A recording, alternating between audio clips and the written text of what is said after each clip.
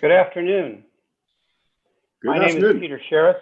I am the president of the Rotary Club of Oakland, and I want to welcome you to a joint meeting of the Truckee Rotary Club and our club. President Meg, are you there? I am. Thank you so much for having us. Boy, I am so impressed with that background. You have a real, drape there. I've got just this virtual thing. You look a lot better. Thanks. This is a photograph from, I think, one of our charter nights several years ago that I found in the archives. All right. Well, it's fantastic talking to you. And I understand you stole one of our really prominent members, past President John Gressley. Is that correct?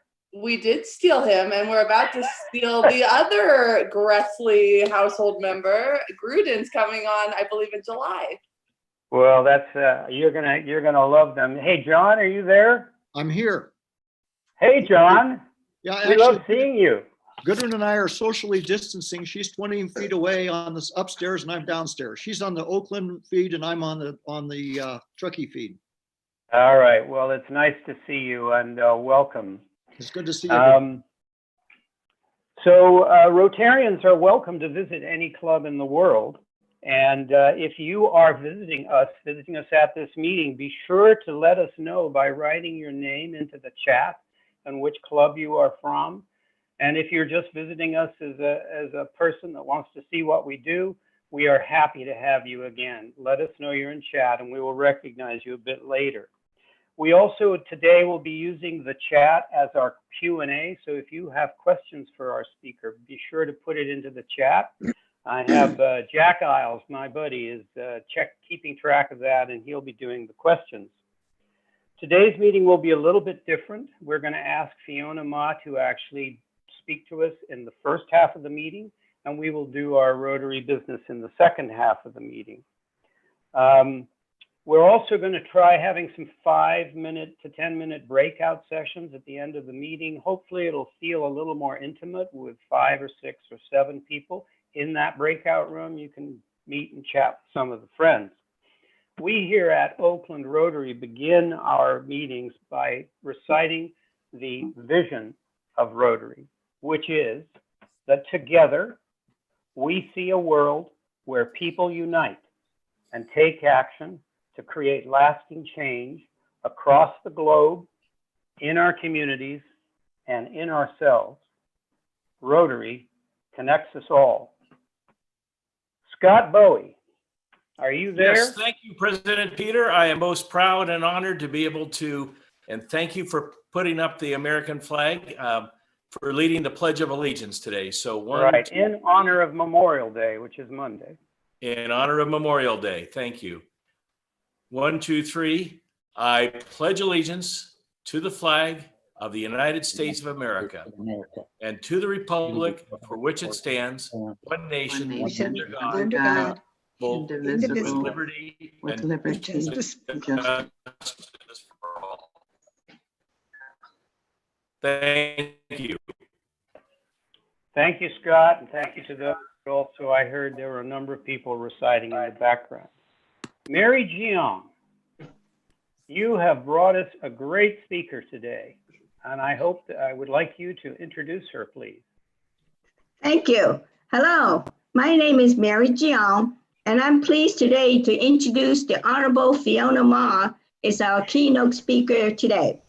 Fiona Ma, CPA, is the first woman of color to serve as the state of California's treasurer.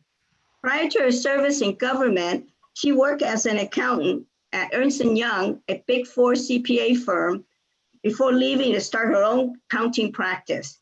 As a small business owner, Fiona became involved in advocating for other small business, especially minority-owned businesses.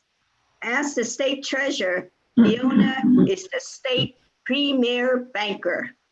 Her office has processed more than $2 trillion in payments annually, oversee an investment portfolio of over $100 billion, and sell over $100 million in bonds a year. In addition, she chairs 16 programs that support economic and housing developments, financing healthcare and education facility, and much more.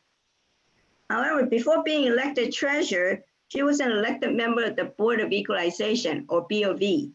While on the BOV, she identified the cannabis industry as the largest underground economy in California, and she led efforts to regulate the industry and develop legal banking mechanism for the marijuana business so that they can pay their taxes to California, so which in turn gives Fiona Ma more money to make payments, a win-win for both parties.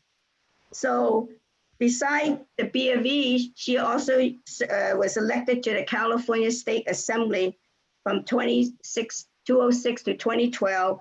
She's the first Asian American woman to become Speaker Pro Tem in the State Assembly. And before that, she also served 6 years as San Francisco supervisor. Now, and as she doesn't have enough to do, Fiona found time today to attend our virtual meeting during the May Asian Pacific American Heritage Month. So let's give Fiona Ma a warm welcome. Thank you. Thank you. Thank you all. Can you hear me? Yes. Mary? So thank you, Mary, my fellow CPA, for inviting me to come today. I know we've been working on it since the beginning of the year, and now we are all here on what is the new normal Zoom meetings. Noah Starr from my office will be helping me in the chat room. He will be typing in different websites and emails and phone numbers as I mention them. But Mary, as Mary stated, I started my career with one of the big 8 accounting firms, so you kind of know how old I am, and then left and started my own practice and became president of a small business association. And that was the first time at the age of 28 that I got involved in politics. All of a sudden, I had to go and represent small businesses before the Board of Supervisors, went to Sacramento to testify on legislation, got involved in the White House Conference on Small Business, also to represent small business owners. And I understood then that although small businesses are the backbone of the economy, they face very, very difficult times in terms of all the bureaucracies they have to face, the audits, the filings, the fees, and then just trying to keep their lights on is enough, but they don't have extra money to hire lobbyists to go and do the lobbying. And so a lot of small businesses face a lot of different hurdles and challenges, but we need more small business owners to represent us either on commissions at the local level, get elected to your city council, your board of supervisors, and hopefully the legislature, where many of the laws are passed that impact all of us every day. So this is probably my 24th webinar on different topics to different industries. Today, I'm just going to talk a little bit about small business and other resources that are available, and then also go into a high-level discussion of the May revise, the governor's budget that was just unveiled last week. So we're all kind of on the same page in terms of what is happening at the federal, the state, and the local level. First off, my website, www.treasurer.ca.gov, has 2 buttons that are prominently displayed. The first one is the covid19.ca.gov website, which is our state's official health and safety and government websites. We encourage people to log on to that site versus rely on what is going around on social media, which is not always true, as we know. The second button is my COVID-19 resource guides. I have my external affairs team who have pivoted from in-person seminars to now these webinars and really compiling these resource guides for small business, for food, tax relief, individuals, and our latest one is trying to help nonprofits with the different loans and grant programs. Also, a lot of different companies now are also stepping up to provide different programs. And so those are updated on my resource guides in real time. So we encourage you to go and log on for the latest. If anyone has questions that we did not answer here today, or you have questions, or your constituents, your family members, please email me at askfiona@treasure.ca.gov. I know people are, wondering about their stimulus checks or wondering about their PPP loan. Is there more money going to be allocated? What happens if we can't employ all the people that we're supposed to, so that we don't have to pay back the PPP loan? Please just email us. We have answers to most of that. But know that things are happening very quickly at the federal level. Nancy Pelosi and the Democratic Congress passed a $2 trillion package last Friday. There are issues with the Senate, and the senators are not expected to go back and debate on that bill until after Memorial Day. But there should be more assistance to not only small business owners, to local governments as well. So keep up your voice and your advocacy to your elected officials.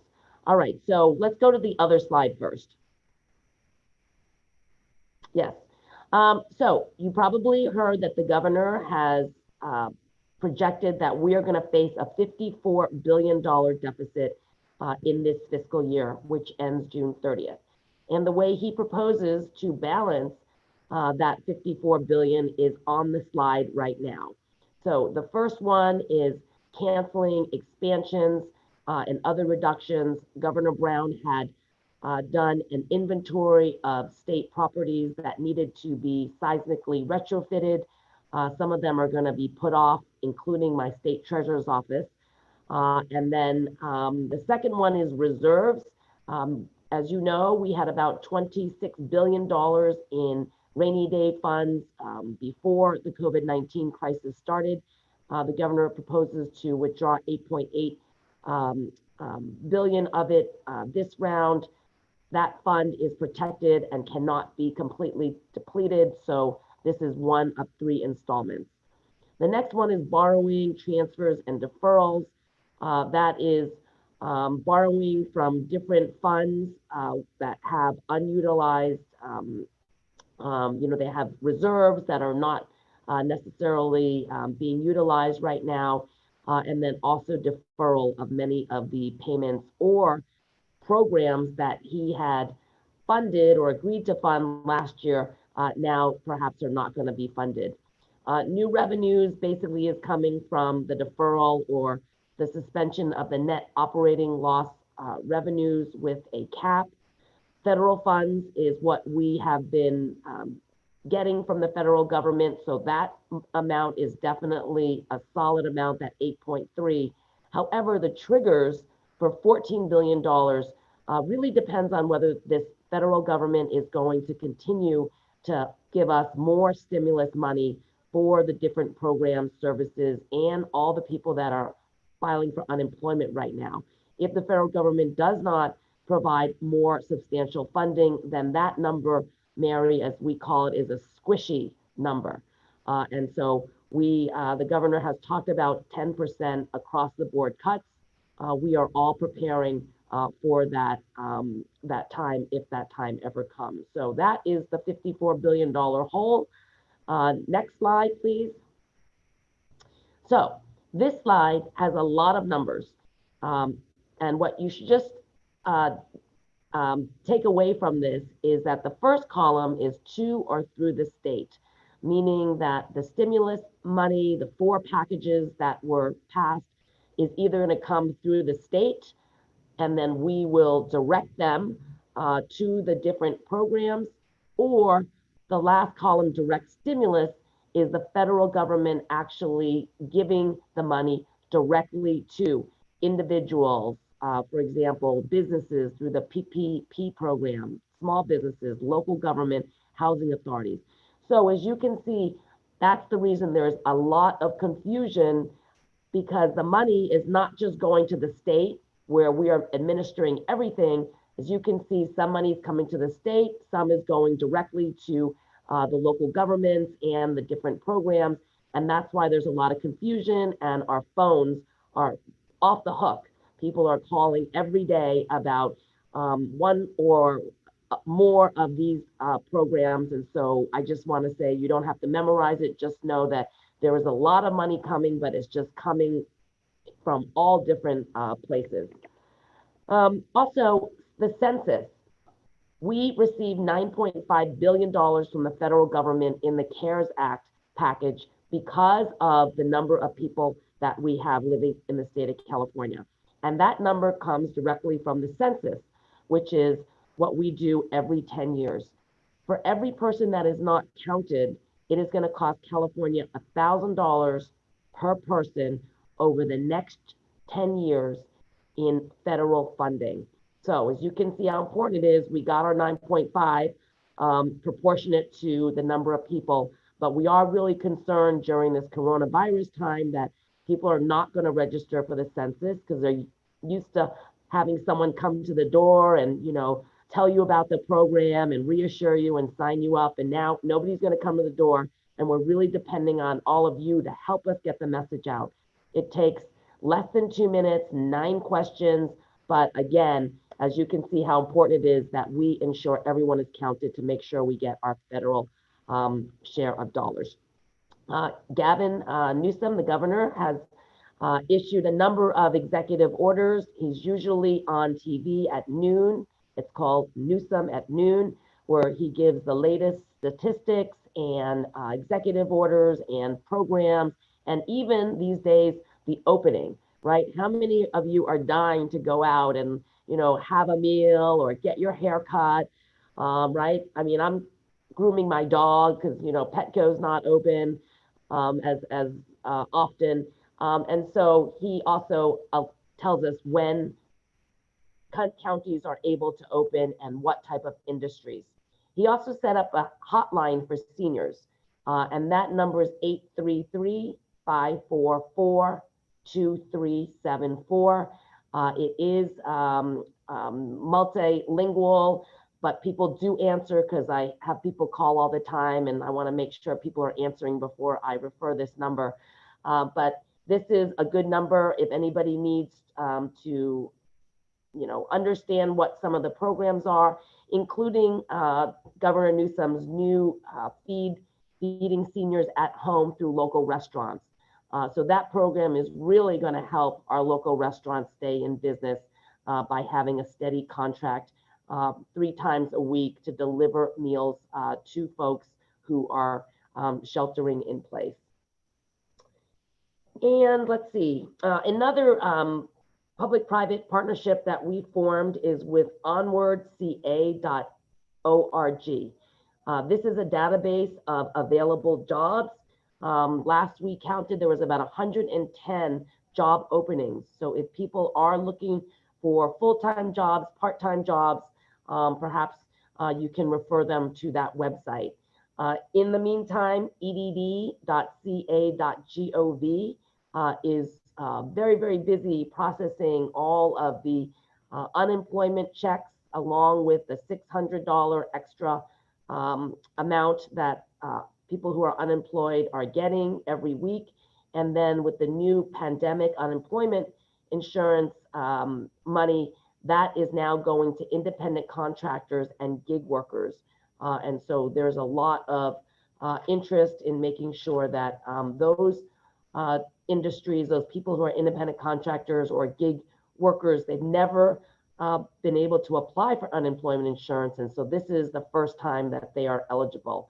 So the federal government has spent a lot of time and effort in a very quick way to try to get more money into people's bank accounts so that they can pay their bills and hopefully, you know, stay in their homes and apartments during this time. But we always advise folks, if they're having a hard time meeting their financial needs, to work with their banks.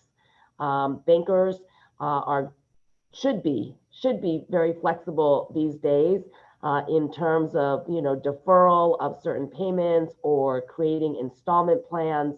The banks do not want to foreclose and take back homes. They don't want to take back cars. So if you have a chance, I would call your bank and just work out some sort of arrangement if you are not able to pay all of your bills at this time. And let's see, what else can I, maybe I'll just open it up for some questions. Wow, thank you. You and your staff have provided a whole bunch of links that are next to they're in the chat. We will pull those off and make a document and get it out to both our members, and also I'm sure I'll send it to Meg. I'm sure she can get it to the Truckee members as well. I have one question here which says, will the governor's various approaches to filling the budget gap have any implications for cities and counties? Yes, right now we are hoping that in this last stimulus package from the federal government, there is more direct assistance to local governments. The first round of funding that came out went to cities and counties with populations of 500,000 or more people. This next round, they intend to drop it to cities or counties with $50,000 or more in direct assistance. We understand with the deferral of sales tax, perhaps some of the property taxes that may be paid late, as well as deferral of paying your income taxes, and also, of course, the sales tax loss from restaurants and hotels and different retail shops. This is creating a lot of financial hardships for local governments, especially the small ones that don't have a lot of options. And so they are looking to us. I'm on different Zoom calls with different mayors around the state who are asking that we, either the federal government or the state, assist the local governments, especially during this time. All right, so I'd like to introduce you to Mr. Jack Isles. He is basically the most handsome young Rotarian in our club, and I'm going to have him finish up the questioning. See, I even got a smile out of him. Yeah, hey, Jack. Hey, Peter. I don't know about the handsome, but I think I might be the youngest. So a few other questions that we've seen come through the chat. How does the federal government allocate or determine how much money California will get? We've got such a big population. How is that sort of taken into account? We need a lot of help here. Yeah, like I said, a lot of the allocations from the federal government depends on our population and how many people that we report in our census. And that's why I always start these type of talks to remind people how important the census is. But yes, that's usually how we get allocated. Number one, the direct federal assistance. And then the PPP program went through the U.S. Small Business Administration, and they worked with their SBA lenders. So in that case, it was not based on population, but it was based on the number of banks that participate in that program. And then they were allocated a certain amount, and then taxpayers had to file applications with those individual banks. And so there was a lot of angst about that, because people said, well, my bank is not an SBA lender, so does that mean I cannot access the PPP money? No, that's not true. The small business development centers in the state, there's I think like 24 of them that is funded by the federal USDA as well as from our state. Those folks help package many of these loans for free. So we encourage folks, if you're not with a bank that is one of the bigger banks perhaps, but a smaller bank, go see your SBDC lender person in your jurisdiction for assistance on accessing all of these federal programs. So another question from Greg Knight, and thank you for answering that one. We're probably just at the beginning of this economic downturn. What plans does the state have if we don't quite get that V-shaped recovery everyone wants? Well, for and 2021 and beyond. Sorry to interrupt. Yes, we are estimating that we're probably not going to get back to the 2019 levels of employment, economic activity until about 2023, 24. So we are not out of this downturn yet. I'm glad that there are certain industries that are able to open, so that should help alleviate some of the, the needs from the federal and the state and local level. But unless we fully are able to open, which I don't think anybody believes that that's going to happen anytime soon without a vaccination, every day is going to exacerbate our deficit and our ability to get back up and running. Thanks for answering. Another question, well, I'll combine two questions here. Will there be significant cuts in the state's budget to education or affordable housing, especially with consideration that schools will likely need more money to safely reopen? Yes. So 50% of our general fund goes to education, whether it's K through 12, community college, CSU, and the UC system. So when we don't generate enough revenues, obviously the most direct impact is to education, since that represents 50% of our budget. The other percent, about 10%, goes to the public safety, meaning our jails. And then the other 30% is health and human services. So those are the big sectors that are going to be most impacted when we don't generate revenues. Affordable housing. I oversee two agencies that gives out the bonds, as well as the 9% and 4% affordable housing tax credits that is used to build affordable housing.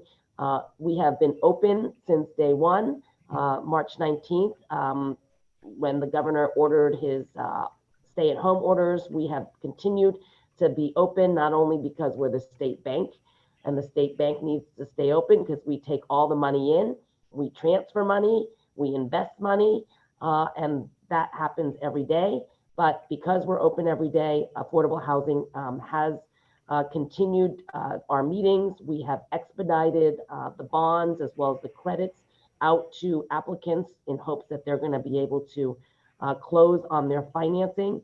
And we are doing everything we can to keep affordable housing projects moving here in the state. Cool, thank you, Fiona.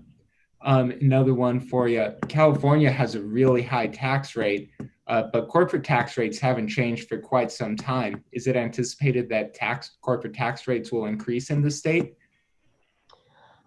Right now, I am working closely with Senator Hertzberg and Senator Bradford. They have a workforce and economic development post-COVID. I don't think there's an appetite to raise any type of taxes at this moment.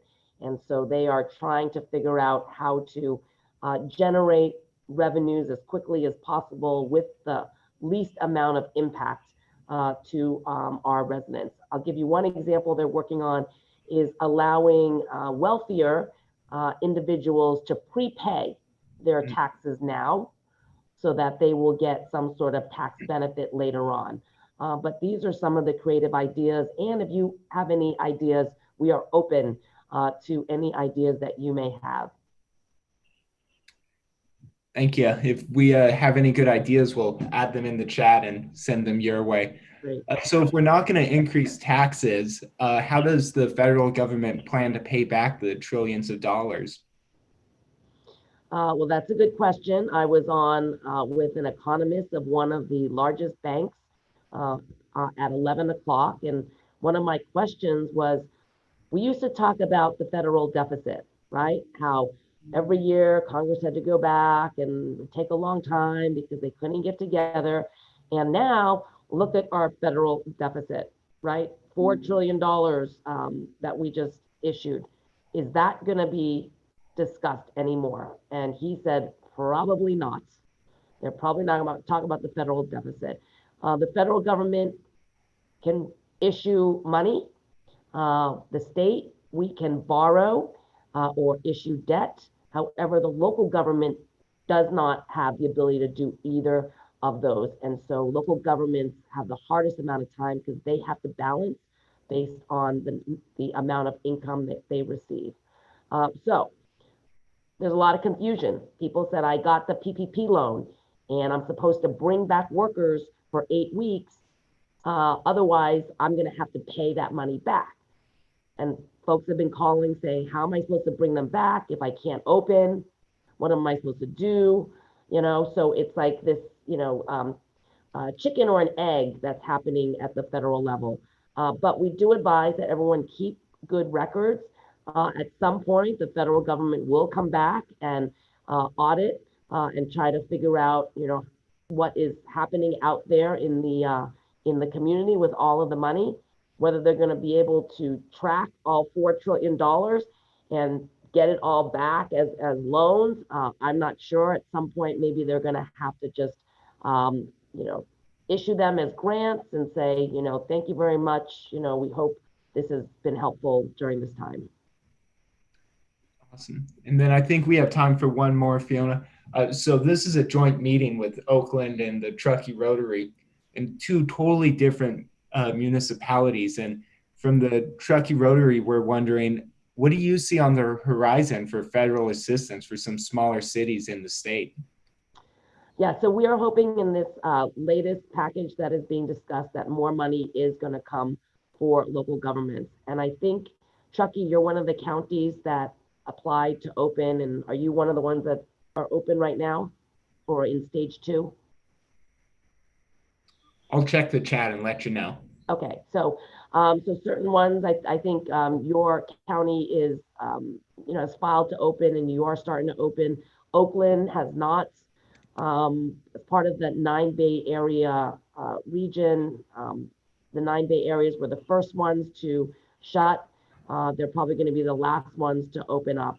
So there's, as counties are not able to open, they're going to require more assistance. And that's the reality. But we are very cognizant that the smaller cities, counties, special districts are also going to need help in terms of backfill money.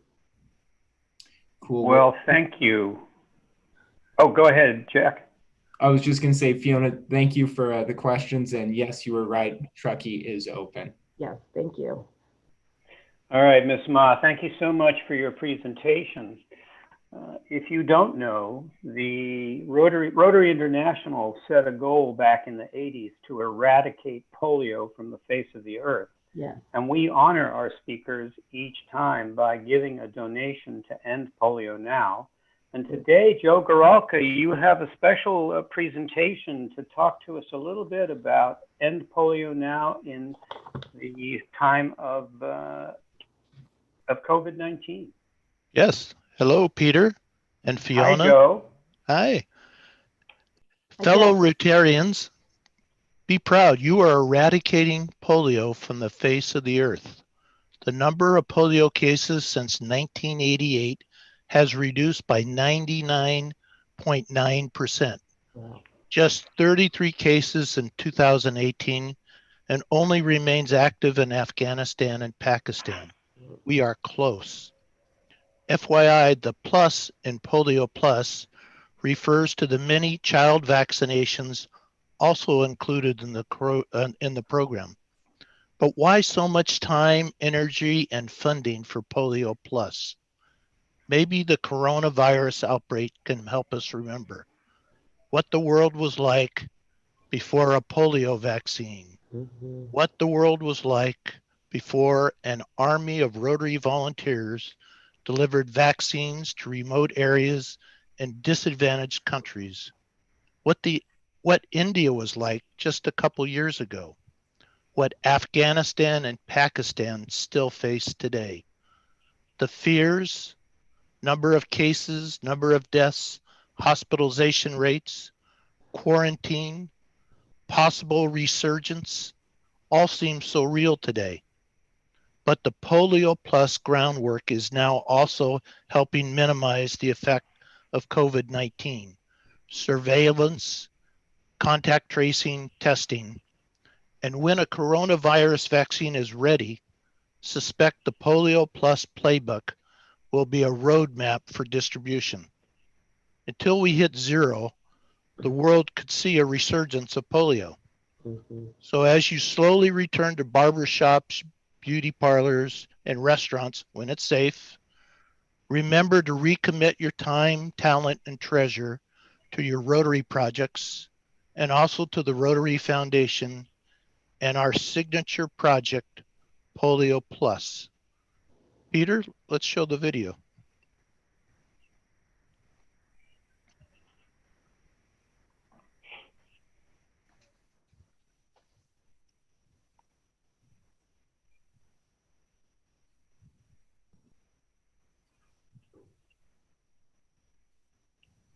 All right, let's turn off the video because the sound has failed, even though we checked it before, and we will move on with the program. Thank you all very much. Stay safe. We will get through this stronger together.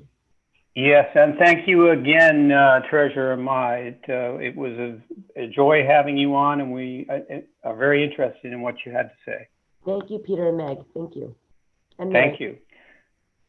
President Meg, I hope you and your club enjoyed being with us. Let's take the slide down, please. Yes, thank you very much for having us. I think we could probably ask questions of Fiona for another hour and a half, but right. You know, John and Gudrun are tremendous promoters of international projects. And so I kind of hope that we're going to be working together with John and with you and with Gudrun on projects in the future. What do you think? I think that sounds great. We look forward to having them because we have a void right now in our club with good international experience. So yes, I think that would be a great idea. All right. Well, we'd love to work with them, and John and I and John and Gudrun, we're all very close and have done a number of projects together. So we'll definitely be seeing more of you. Thank you very much for attending. Thanks for having us again. My pleasure. Ed Jelen, you have some work to do today. Yes, I do, President Peter. We have a wealth of visiting Rotarians. And I'm going to actually start with the Rotarian that came the farthest from one of the very oldest Rotary clubs that was founded in 1912, just 3 or so years after ours. And he was the 100th president of that club. And so it's an honor for me as 100th president of our club to introduce Fergus Gillis, who's here with his wife, Patsy, visiting us from the Rotary Club of Edinburgh. So welcome, Fergus and Patsy. Nice to have you here with us. Ed, that's Edinburgh. But no problem. I have relatives actually that live in Edinburgh. So if I ever get to visit them again, I'm definitely going to come and visit that Edinburgh club. In fact, research, Edinburgh is the 62nd club out of all of the 35,000 clubs in Rotary. We do have some other Rotary dignitaries with us here today.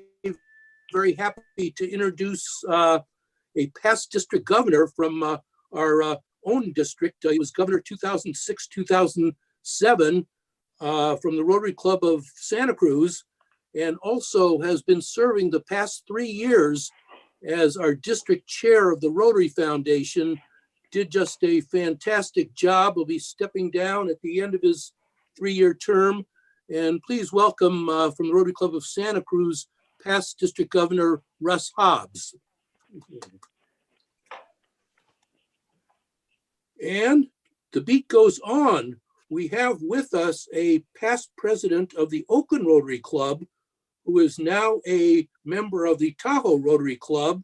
He was president of Oakland Rotary in the 89-90 Rotary year. Please welcome Dale Chamblin. Welcome, Dale. Hey, good Dale. to see you. Fantastic. And then we have a number of Rotarians from Truckee who checked in and wanted to be introduced or at least put through their names in. So welcome to Kathleen Egan, Brent Collison, Matt Warren, Supervisor Richard Anderson, who was actually born in Oakland. We have Laura and Mike Ryan. President Meg has already been introduced. Nancy Holliday, Michelle Erskine, and Rich McCon. So welcome to all of you, and thank you for joining with us for this meeting. And that's the end of my list, President Peter. I think that's a record, Ed. Yeah. I agree. That's a record. We're going to call it a record. Thank you very Okay, much, good. Ed. It's always nice talking to you. All right. We have Jessi Schmidt up next. Now, Jessi is a member who I have just turned a job over to, and I know that he was checking up on our members who've been calling, our older members, to make sure that they're doing okay. And so, Jessi, I really want to thank you for stepping up to that role. And Jessi is sponsoring the meeting today. So yeah, well, go for it, of course. Jessi. Happy to be of help, and I'm happy to hear that most of our Rotarians are doing well during this COVID time. So my name is Jessi Schmidt, and I am the owner, along with my partner, of Truth Not Trends, or TNT, which is a virtual personal training business. And right now, during quarantine, we are training clients online through Zoom, just like we're at this meeting right now, with people in their homes using whatever tools people have available. So that might be no tools at all and just using your own body weight. It might be dumbbells or resistance bands or water bottles or family pets. It's all kinds of, or using whatever we can get our hands on to get a great workout. And right now I'm going to turn things over to Diane Schaefer, who is going to give a little bit of a testimonial for our services. Hi, everybody. Yeah, I wanted to tell a little bit about Jessi from my own experience. It really taught me to educate myself on how working out correctly and what it means and what the reality was and why. Intensity and spending long hours on working out didn't do it. It didn't do for the healthy effect that I was looking for. And when I worked with Jessi, he explains his philosophy about training and why, how it would be applicable to what you think you know and feel and what you're looking for. Well, there's then a realistic discussion of the what, the how, and how it's all going to look like, so you can reach your goal with Jessi.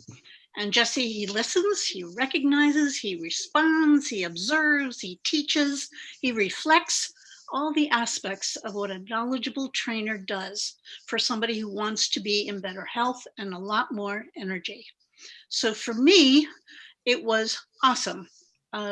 I learned a lot from his training philosophy, how to take better care of myself, how to work out properly, how to not be so tired, how not to not want to work out, but look forward to it. And I highly, highly recommend Jessi, because his whole training and philosophy just makes you feel good. Thanks, Jessi. Thanks so much, Diane.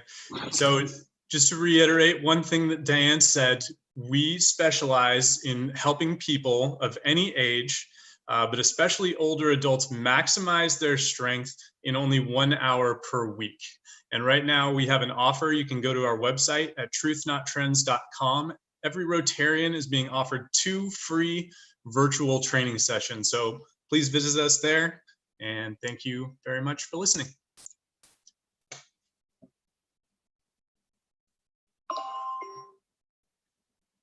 You did it, Jessi. You got it all done in less than 3 minutes. Under 3 minutes. I'm proud of you. You're a future Rotary leader, that's for sure. All right. Speaking of Rotary leaders, Jim Caponegro, the chair of the Board of Trustees of the Oakland Rotary Endowment. You're unmuted, Jim. You're on. Okay. Thank you, President Peter. Like Peter said, I'm the chair, the president of the ORE board, the Oakland Rotary Endowment Board. And we're getting ready to end our Rotary year coming at the end of June the 30th, which means we're in transition. So starting July 1st, we will have some members rotating off, some members rotating in, and new officers for our board. So I just wanted to announce that we have 3 members rotating off our board. And because those 3 members are rotating off, we need 3 new members to come on in. And our board has selected Kathleen Sims, Georgia Richardson and Leanne Alameda as our new incoming members. But part of my responsibility is to make sure that I present this to the Rotary Club, and that there's a 10-day gap here where if anybody else in the club wanted to nominate someone or nominate themselves, please give their name to President Peter. He and I will have the discussion and talk to those folks and see how we would progress heading into the future. And if we don't hear back from anyone, then these 3 members will join our club immediately. I also, Dudley, just wanted to show the officers for the board year, if you could put that back up one more time. Lastly, I just wanted to share with everyone, starting on July 1st, we will have new officers of the ORE board, and that'll include Mike Mowry as our new president, Jelaine Virgil as our vice president, Jim Bossenacker as our treasurer, and Kirsten Melton as our secretary, and I will move into the president emeritus role. That's my report, President Peter. Thank you. Thank you, Jim. And if you do have suggestions, feel free to send them in. Speaking of the Oakland Rotary Endowment and all the amazing work we do, we are trying to raise a little money for that, and it's coming up very soon. Christine Watson, what's happening on May the 30th and right now?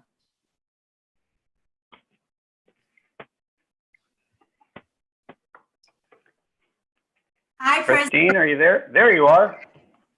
Hi, President Peter. Could I Hi, have Christine. start, please? Okay. Hey, I just want to make sure everybody knows there are only 9 days left. 9 days to find out if you are the winner of the Fine Wine Fire Pit raffle. Now, there's only 9 days left, but my goal for today's meeting is for us to add 11 additional tickets. That's all we need for this meeting. So go right into your chat, put in your name and say how many $50 tickets do you want, because you have an excellent chance of winning the entire raffle prize. That's 25 bottles of wine. So I can see Ruth is in there. Come on, guys, we're almost there. We're almost there. We just need a couple more. Yes, let's go. Let's get to that 11 tickets. Did we get there, Pat? Trying to check. Getting close. Okay, Next 2 more. slide. Thank you. I appreciate it. Thank you, everyone. Pat, next slide. Not that one. Go back one, please. Okay, so on May 30th, we will be having the gala auction, and it will be from 5:45 to 7 p.m. You have between now and May 30th to go online and bid and bid and bid. But before you go online to bid, guys, you've got to register. And to register, all you have to do is just go in and put in your name, your address. It's really easy. If you have a question, call me, call Pat. We'll walk you through it real quickly and help you get your funding in place. But let's just say that you're not really feeling that you need to bid on any auction items. Great. We totally understand. There's something for everyone with this online experience. So what we need you to do is to help us with our Fund of Need, which is online this year. Pat, can you give us a couple of examples of, even though coronavirus has affected our ability to get right in there and touch people as closely as we have in the past, what are some of the things we expect to do with the money we get from our Fund of Need? What do you imagine? Wow, Christine, there's so many. Well, one thing that you'll know next year, you'll be giving every transitional kindergarten books so they can continue to read over the summer. You'll be supporting our high schoolers be ready for college and career by developing presentation and leadership skills at Enterprise Institute and our RILA, Rotary Youth Leadership Awards Camp. And also you'll be saving tens of thousands of lives through the many water and sanitation projects that we support all over the globe. So that gives you some idea. That is outstanding. So you get the experience when you go and register and you go to our Fund a Need page, and we're looking forward to hearing the register and also seeing everybody on May 30th. Thank you. Thank you very much, Christine. All right, before we go to our breakout sessions, I have one last thing, and that is David Stein. Are you able to tell us about next week's speaker? Now that I'm on. Sorry about that, David. We cross muted and unmuted you. Let's see. Sorry about that. Give me just a second. I am unmuting you right now. Here I go. Now I can tell us about next week's speaker. Yes. You can. As you can see from the slide, our speaker next week is Walter Hood. He's the owner of Hood Design Studio here in Oakland. Hood Design and Walter do projects all over the country in public spaces, design, landscape, research, and urbanism. Walter was recently featured in Diablo magazine, where he described himself as a cultural interloper.